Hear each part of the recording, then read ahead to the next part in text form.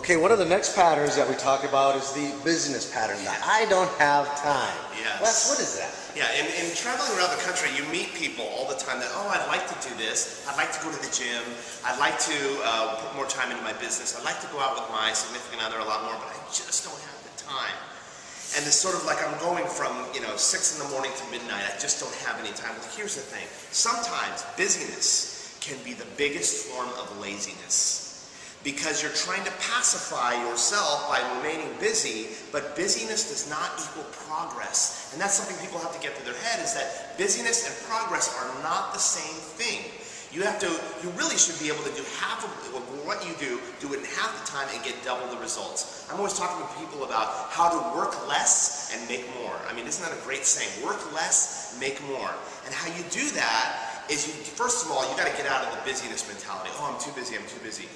Do you, if you are 110% committed to something, do you make the time for it? Of course you do. Whatever you're 110% committed to, you make the time for it. You will find the time when there is no time. And that's the great thing, is that all of us here, we have 24 hours in a day. There's no one with more time than anyone else. The president, Oprah, Emil, myself, we all have the same amount of time. So it's what you do with that time. Remember to look at where your commitments are. That's the way to influence yourself out of the busyness pattern. Get clear about where your commitments are and where you want them to be. If your commitments aren't in your health, in your finances, in your relationships, if they're in keeping busy, then that's where your time and energy is going to go. So get out of the busyness mentality, realign your commitments, and tie it in with your identity. Who do you want to be in this life? How will you show up? If you do that, then you will start to proportion your time, or get out your time in the areas that you need it to be in. So make sure you align your time with your commitments. Okay. Now, if there was one tool that you would suggest for helping that particular business pattern, what would that one tool be? I think you need to start off with discovering what ultimately you're going for.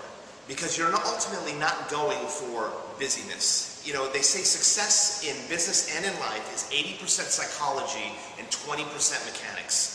That means 80% of it is how you think about your life, your business, your day. And if you think, oh my gosh, I'm fighting the clock, then that's just going to be a challenge for you the whole day. You're going to fight the clock. If you think, I have as much time as what I'm committed to doing, then that's the great thing about that, is that you have more time. So the psychology of it is key. How you map out the psychology, make a list. Write down the things you are absolutely committed to having. Not just having in terms of possessions, but what you're committed to doing and who you're committed to being, because your actions always come from your own identity. So if you see yourself as a person who has time to create the things in life you want, then those actions will come out of that. If you see yourself as stressed out because you're so busy and you don't have time, guess what kind of actions are going to come from that? The same kind of things. You're not going to get stuff done, you're going to make a lot of big to-do lists, and you're not going to accomplish half of them, and even if you do, you won't be fulfilled. Because really, it comes out of being. You have as much time as what you're committed to having. So make sure you focus on that.